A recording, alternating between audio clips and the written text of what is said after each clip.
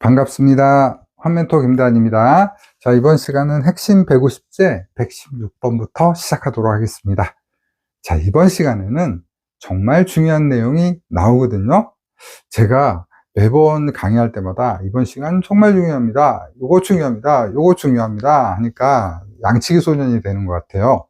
그런데요, 여러분들, 이 116번 문제는요, 거의 한 해도 빠짐없이 매해 나온 문제입니다. 아셨죠? 그래서 여러분들 116번 문제는 이렇게 생각하시면 될 것 같아요. 그냥 나는 6점을 그냥 얻는다, 이렇게 생각하고 보시면 마음이 편하실 것 같습니다. 거의 빠짐없이 나온 문제이기 때문에 그럼 한번 정리해 보도록 할게요. 116번, 여가와 소득의 선택 모형에서 대체 효과와 소득 효과의 의미를 쓰고 여가가 열등제일 때 소득 증가에 따른 노동 공급의 변화를 설명하시오. 와, 문제만 읽어도 머리가 아파집니다.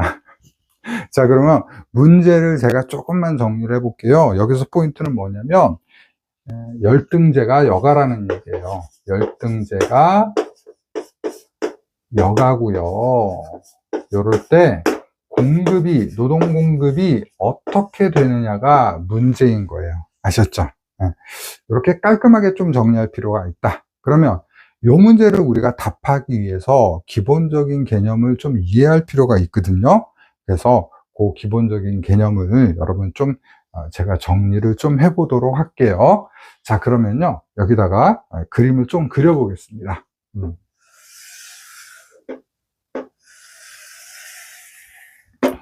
자, 요쪽은 이건 이제 사람의 공급, 노동 공급 그래프를 얘기하는 거고요. 이쪽엔 임금입니다. 임금. 항상 독립변이는 임금이죠. 그 다음에 여기는 노동 공급이에요. 노동 공급. 노동 공급이다. 자, 우리가 전통적으로 노동 공급 곡선은 우상향하게 됩니다. 당연하죠. 그죠? 왜? 임금이 올라가면 우리는 노동 공급을 더 많이 해서 돈을 더 많이 벌고 싶어 하잖아요. 그런데 이게 올라가다가 어느 정도 기준선이 생겨요. 기준선. 그래서 기준이 딱 넘어가게 되면 이걸 W0선이라고 하겠습니다. 임금선을. 이 기준선을 넘어가게 되면 우리의 생각이 바뀌면서 어떻게 돼요? 노동 공급 곡선, 즉 이 서플라이 곡선은 후방 굴절하게 됩니다. 후방 굴절하게 된다. 여기서는 어떻게 된다고요? 우상향하게 된다.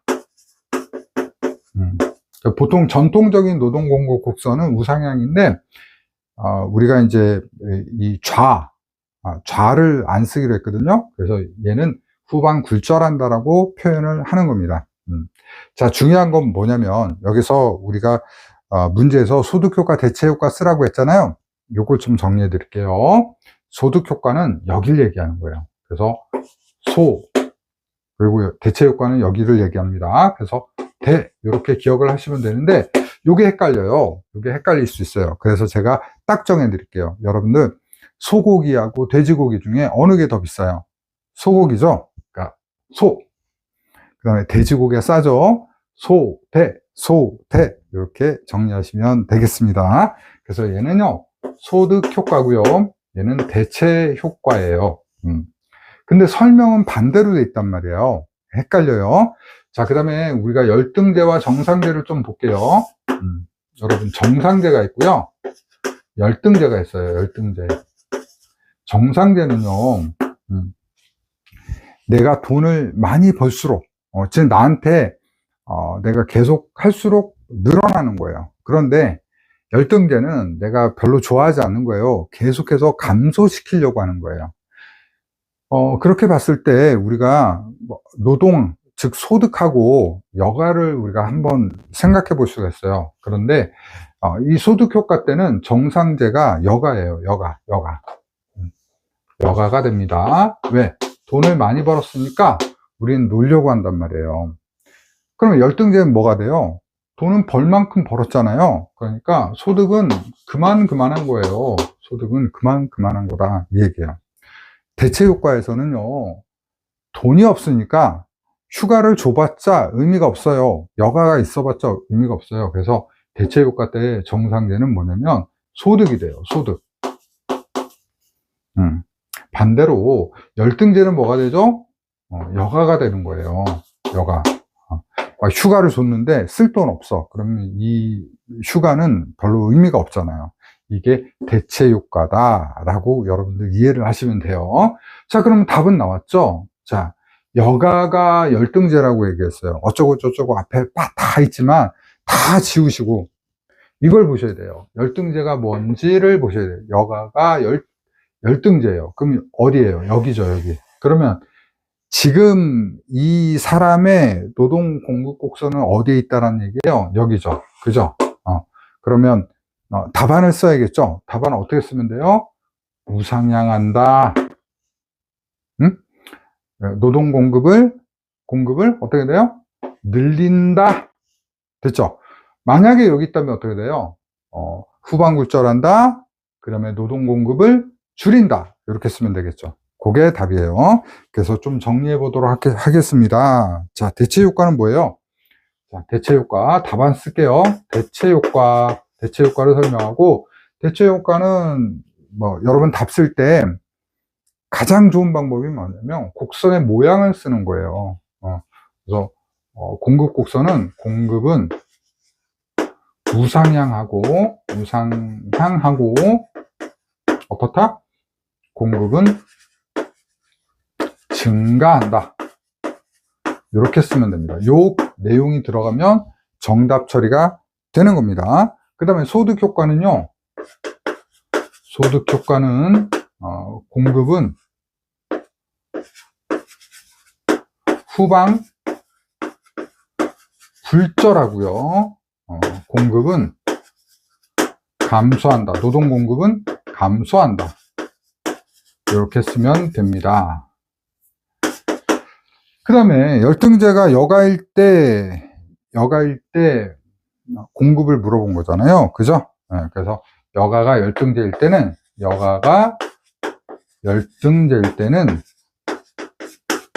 임금 상승과 상관없어요.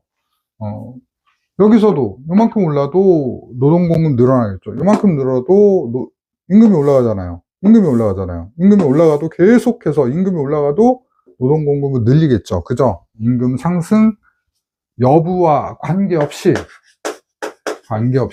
열등제라는 조건하에서는 관계없이 공급은 증가하고 그 다음에 어떻게 된다? 우상향한다. 여러분들 곡선의 모양을 제시해 주신 게 가장 정답 처리받는 좋은 방법이에요. 아셨죠? 가끔 이제 막 탈락하시는 분들 보면 어때요? 쓸데없는 얘기는 마구 장황하게 쓰는데 결정적으로 우상향을 안 넣어. 증가합니다. 우상향 이걸 안 넣어.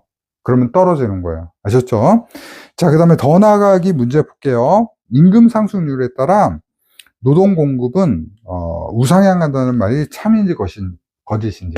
그러니까 임금 상승에 따라서 노동 공급은 우상향한다는 게 참인지 거짓인지. 거짓. 그 다음에 또 하나 더 있을 거예요.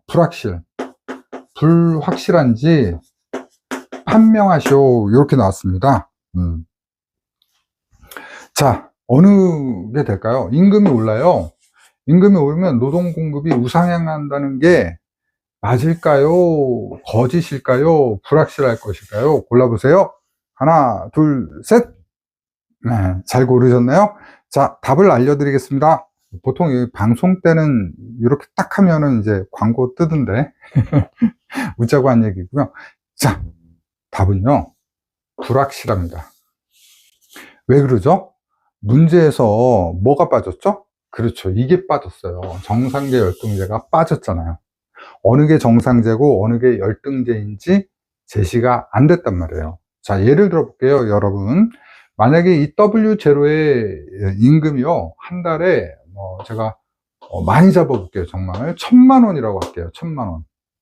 한 달에 1,000만 원씩 줍니다. 그러면요, 어떤 사람은, 와, 1,000만 원, 월천, 요새 유튜브 보면, 여기서도 월천 못 벌면, 바보, 이러면서 나오잖아요. 그런데요, 여러분들, 어떤 사람이 월천이 작다고 생각하는 사람이 있을까요, 없을까요? 예, 있어요. 여러분들 어릴 때 스크루지 할아버지 동화책 읽어보셨죠? 엄청나게 부자인데도 계속해서 일을 하는 사람이 존재한다고요. 계속해서 아끼는 사람이 존재한다고요. 휴지 한 장도 막 이렇게 지갑에 넣고 다니고 그러신 분이 존재한단 말이에요. 어떻게 돼요? 알 수 없다예요. 알 수 없다. 왜? 이 기준선을 제시하지 않았기 때문에, 즉 열등제와 정상제를 제시하지 않았기 때문에 어떻다? 우리는 이걸 알 수 없다라고 얘기하는 것이 맞다요. 아셨죠? 네, 참고적으로 더 나아가기 문제도 여러분 확인해 주시기 바라겠습니다.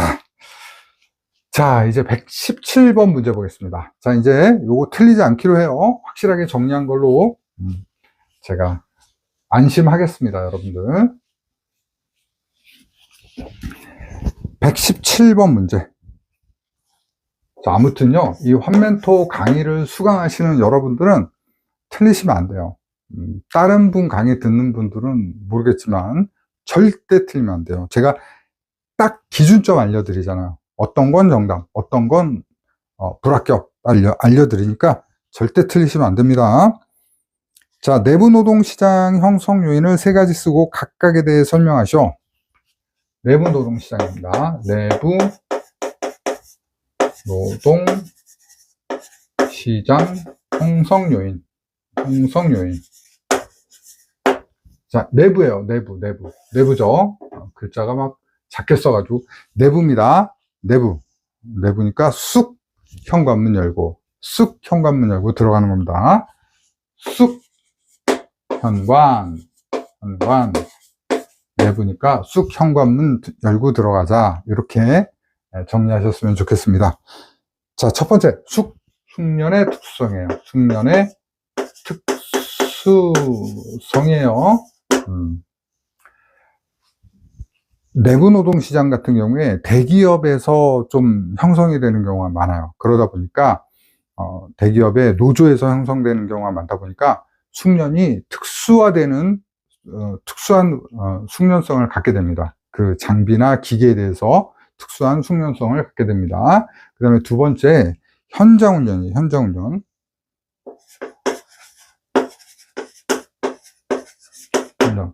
자, 얘는 이제 설명하시오도 나왔네요. 이 문제는 설명하시오 하면은, 그러니까 얘는 숙련 특수성이니까 기업 내 숙련이라고 하시면 될 것 같고요. 현장훈련은 사업장이죠. 그죠? 사업장. 그래서 사업장의 현장이니까 사업장 내 경험이에요.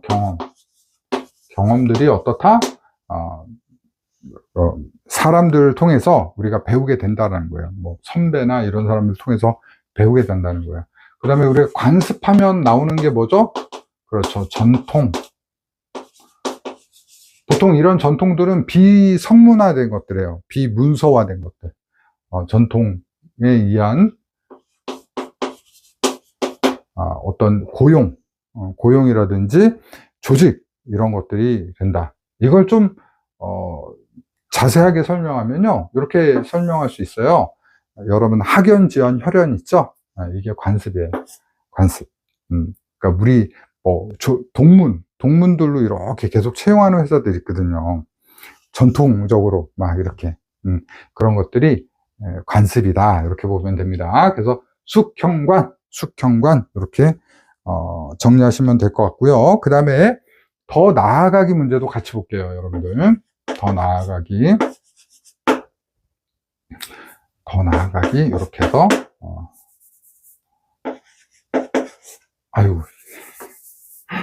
다시 쓰겠습니다. 이게 제가 촬영하면서 막 이게 오히려 이렇게 여기서 촬영하는 게 더 힘든 것 같아요. 제가 막 신경을 많이 써요. 여러분들은 평온하게 볼지 모르지만 저는 막 여러 가지 신경을 쓰면서 강의를 하다 보니까 판서 강의, 또 저도 이 전자칠판 쓰는데 여기선 판서 강의 하다 보니까 좀 그런 부분이 있습니다. 아무튼요. 자, 그래요. 아무튼 더 알아보기 문제 보겠습니다. 내부 노동시장의 장점을 쓰쇼. 장점 한번 정리해 볼게요. 얘는요, 지인 동생이에요. 지인 동생입니다. 동생. 지인 동생. 자, 내부 노동시장은 대기업에서 생겨나고요. 그 다음에 임금을 좀 많이 주겠죠. 노조니까. 예, 그래서 우수한 인적 자본이 확보가 돼요. 확보가 됩니다. 그러니까 여러분도 뭐 현대자동차, 뭐 삼성전자, 뭐 이게 학교에서 꼴등하는 사람이잖아요. 아니죠. 좋은 학교 나오고 뭐 엘리트들이 좀 가겠죠. 그죠? 그래서 우수한 인적 자본이 확보가 됩니다. 그런데요, 이런 우수한 인적 자본을 가진 친구들이요, 만약에 이 회사에서 쫓겨난다면 내가 이 임금을 보존받을 데가 없어요. 그러니까 예를 들면 스타트 연봉이 7천만 원이야. 근데 중소기업 가서 어떻게 7천만 원 받아요? 첫 월급을. 그러니까 다른 데서는 그 보상을 받을 데가 없어요. 그러니까 열심히 할까요? 태만하게 근무할까요? 열심히 하겠죠? 동기부여 되겠죠? 동기부여 되겠죠? 당연히. 네. 그런 동기부여된 친구들이요, 우수한 이들의 동기를 가지고 일을 합니다. 그러면 생산성이 낮아질까요? 높아질까요? 생산성이 높아진다. 그죠? 그럼 생산성이 높아지면 기업이 돈을 많이 벌까요? 적게 벌까요? 많이 벌겠죠? 기업의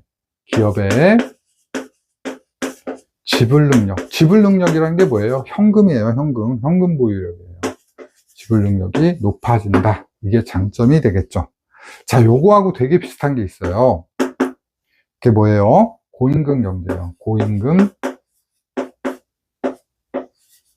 경제. 그래서 고임금 경제를 우리가 효율임금이라고도 해요.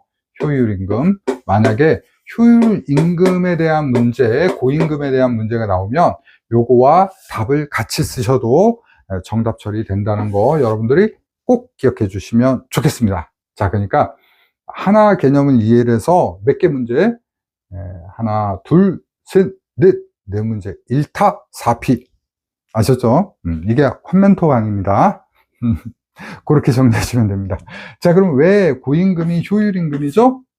임금을 많이 주니까 우수한 애들이 몰려든단 말이에요. 이 우수한 애들이 열심히 한단 말이에요. 그러니까 효율임금이에요. 고임금이 효율임금이다. 이렇게 보시면 될 것 같아요. 자, 그러면 같이 묶어서 암기해 볼게요. 자, 제가 스토리텔링 할게요. 내부니까 내부. 쑥 현관문 열고 들어갔어요. 쑥 현관문. 근데 이제 그 노조니까 노조 이 조합장이 이렇게 얘기한 거예요. 내 동생 소개시켜 줄게. 내 동생 한번 만나봐. 그래서 쑥 현관문 열고 들어갔더니 지인 동생 예쁘네. 쑥 현관문 열고 들어갔더니 지인 동생 예쁘네. 이렇게 정리하셨으면 좋겠습니다. 자, 공부 재밌게 하시길 바랍니다. 재밌게 즐겁게 암기하시면서 정리하셨으면 좋겠습니다. 118번 문제 갑니다. 118번. 자, 노동시장의 분석 이론 중 내부 노동시장, 이중 노동시장, 인적 자본 이론의 의미를 설명하시오. 자, 요거는요, 제가 그 교재 보면서 정리를 하도록 할게요. 자, 이것도 판서할까요? 네, 그래요. 해보죠. 내부 노동시장은요, 내부 노동시장은 키워드를 뭐 넣으면 되냐면요, 노동시장 기능을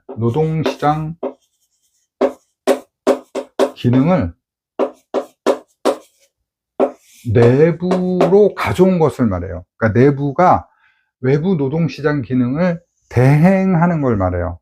예를 들면 여기 내부 노동시장 얘기를 했는데 일거리가 더 늘어났어요. 뭐 예를 들면 100개를 생산하는데 200개의 뭐 예를 들면 수입 물량이 들어왔어요. 오다 물량이 들어왔어요. 그러면 새로운 사람을 채용한다? 아니다. 채용하지 않고 내부에서 어떻게 돼요? 뭐 2교대, 3교대로 야근한다는 거예요. 야근하니까 나쁜 거 아니야? 엄청나게 받아요, 여러분들. 아셨죠? 그러니까 외부 노동시장의 기능을 내부가 수행하는 것을 내부 노동시장이라고 한다. 그 다음에 이중노동시장은요, 이중노동시장은 어떤 걸 말하냐면 1차와 2차로 나누는 시장을 말해요. 2차. 1차는 뭐예요? 좋은 거예요, 1차는. 1차는 승진도 되고, 일도 쉽고, 좀 쾌적하고, 또 고용의 안정성도 보장받는 거예요. 2차는 뭐예요? 일도 어렵고, 고용의 안정성도 보장받지 못하고, 임금도 쥐꼬리만큼 주고, 해고도 잘 되고, 그래서 뭐 정규직, 비정규직 이렇게 생각을 하시면 될 것 같아요. 그 다음에 인적 자본 이론. 인적 자본 이론은 이걸 말합니다. 잠깐만요. 인적 자본 이론이 제가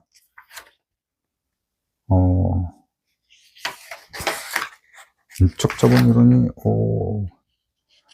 안 나왔네요. 그러니까 차라리 여기서 하는 게 더 좋겠네요. 인적 자본 이론 아예 여기서 정리를 해볼게요. 인적 자본 이론 뭐 설명해도 좋긴 하겠지만요. 인적 자본 이론은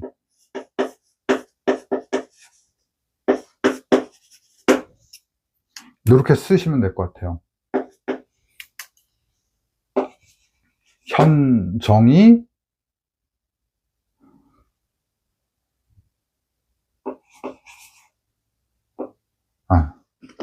그냥 쓰겠습니다. 현정이 건강 정보 이렇게 써버릴게요. 그래서 첫 번째가 뭐냐면 현장훈련이에요. 현장훈련 여러분들 뭐 어떤 걸 말해요? 그렇죠. 인턴십 이런 거. 그죠? 이런 거 현장훈련이라고 생각하시면 됩니다. 그 다음에 정규교육 요거 뭐예요? 학벌이죠. 학벌. 그 다음에 일거리가 있는 곳으로 갈 수 있는 이주에서 갈 수 있는 능력. 그래서 현장훈련, 정규교육, 이주, 건강정보.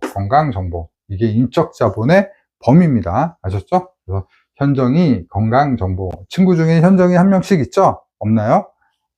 없습니까? 그럼 이제 저장해 놓으시기 바랍니다. 현정이. 자, 그 다음에 119번 갑니다. 119번. 요거 좀 지울 거예요. 119번.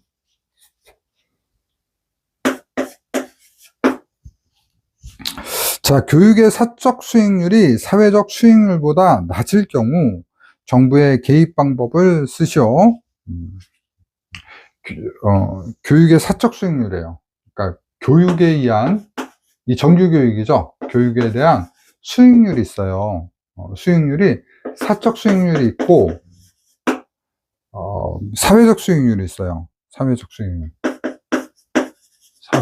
수익률이 있는데 사회적 수익률보다 낮을 경우죠. 교육 수익률이 이 사회적 수익률보다 사회 수익률보다 낮을 경우 정부는 어떻게 해야 되는가? 이게 문제예요. 원래 이제 필기에서는요, 사회적 수익률이 좀 높은 게 좋다라고 해요. 그런데요, 제가 결론을 말씀드리면 이거예요. 사적 수익률과 사회적 수익률은 차이가 많이 나면 안 되는 거예요. 그러니까 예를 들면, 사적 수익률이 월등하게 높다든지, 사회적 수익률이 월등하게 높은 건 좋지 못해요. 사회적 수익률이 높되, 사적 수익률은 사회적 수익률보다 약간 작은 게 좋아요. 그런데 지금 상황은 뭐냐면 사적 수익률이 굉장히 낮은 거를 물어보는 거예요. 그래서 이럴 경우엔 정부에서는 어떻게 해줘야 되는가 라는 거죠.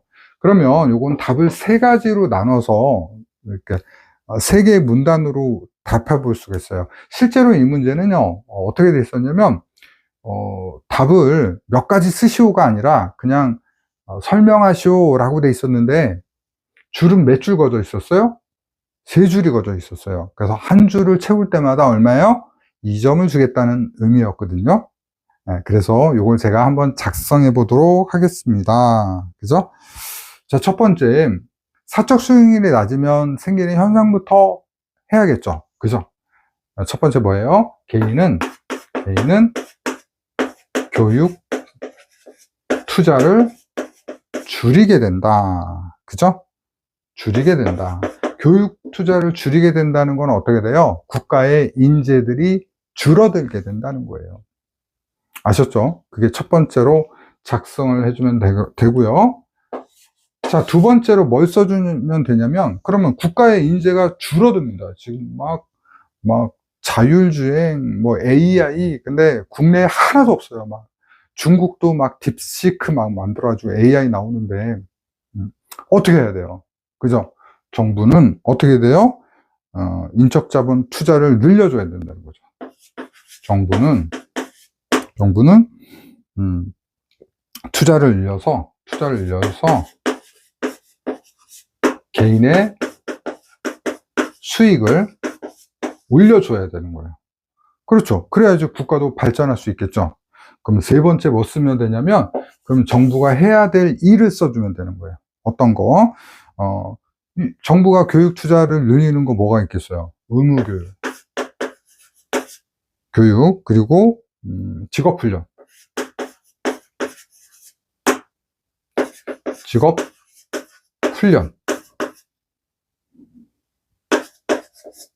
그다음에 뭐 직업 정보의 제공. 뭐 우리 직업 상담사를 더 많이 뽑는다든지 이런 거를 해줘야 한다. 이렇게 3단 문법에 의해서 써주시면 되겠죠? 네, 할 수 있습니다. 한번 써보시기 바라고요. 여러분 제 교재에 모범 답안 있으니까 모범 답안 참고해서도 한번 써보시면 좋겠습니다. 자, 중요한 건 뭐예요? 이 뼈대를 알아야 돼요. 뼈대를 이해를 하셔야 된다는 거다. 자, 그 다음에 마지막 문제 보겠습니다. 120번 문제 보겠습니다.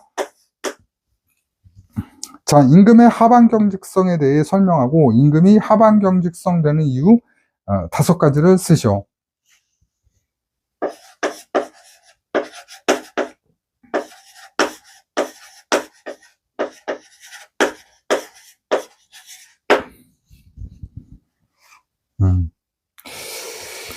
자, 첫 번째 의미부터 쓰도록 하겠습니다. 의미는 뭐냐면 임금 한번 오른 임금은 안 떨어진다는 얘기예요. 잘 안 떨어지려고 하는 성질을 하반 경직성이라고 합니다. 그래서 경기 상황에 관계없이 한 번 오른 임금은 한 번 더 쓰죠. 뭐 오른 임금은 떨어지지 않으려는 성질을 말한다. 이렇게 작성을 해주시면 되겠고요. 하반 경직성의 원인, 요거는 이렇게 정리해 볼게요. 화재역 노계로 정리하면 되겠습니다. 화재역에 노계가 사네. 화재역에 노계가 산대. 이렇게 정리해 보도록 하겠습니다. 첫 번째, 화폐 환상이에요. 노동자들의 화폐 환상이 설명할 필요는 없어요. 쓰시오니까 화폐 환상이라고 쓰시면 돼요. 노동자들의 화폐 환상, 근로자들의 화폐 환상 쓰면 돼요.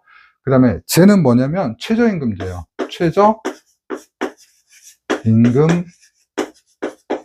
최저임금제. 그 다음에 역선택, 노동자들의, 근로자들의 역선택. 역선택은 뭐냐면, 임금 내려? 안 해.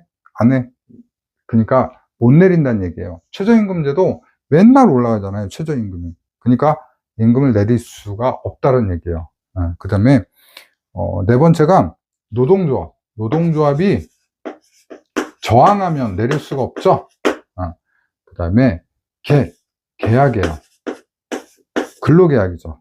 그래서 근로계약은 보통 뭐 몇 년 단위로 하잖아요. 장기 근로계약 때문에 어떻다? 임금을 내릴 수가 없다더라. 이렇게 정리하시면 되겠습니다. 자, 그래요. 그래서 이번 시간은 120번까지 했고요. 다시 한번 강조드리지만 이건 굉장히 중요합니다. 너무너무 중요하니까 확실히 정리하셨으면 좋겠습니다.